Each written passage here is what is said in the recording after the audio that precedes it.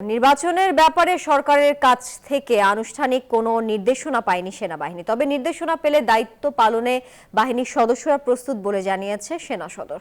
বৃহস্পতিবার দুপুরে বনানীতে সেনাবাহিনীর নিয়মিত প্রেস ব্রিফিংয়ে কথা জানিয়েছেন সেনা সদরের colonel staff colonel Mohammad Shafiqul Islam. তিনি বলেন, গত যে কোনো ঈদের তুলনায় এবার ঈদ যাতায়াতে মৃত্যু সংখ্যা কম।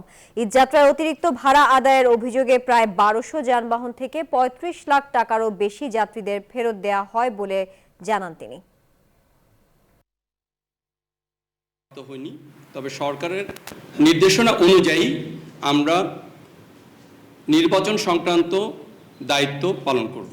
মব ভায়োলেন্স, জনদুর্ভোগ সৃষ্টিকারী যে কোনো পরিস্থিতির বিরুদ্ধে সেনাবাহিনী কঠোর পদক্ষেপ গ্রহণ করেছে এবং করবে, এবং আমরা গতবারের তুলনায় আমরা মব ভায়োলেন্স অনেকাংশে কমিয়ে নিয়ে এসেছি। বান্ডেল থাকলে প্রতি সেনমানিতে টাকা বাঁচবে। বিকাশ সেনমানি বান্ডেল কিনে জিতুন প্রতি লেনদেনে।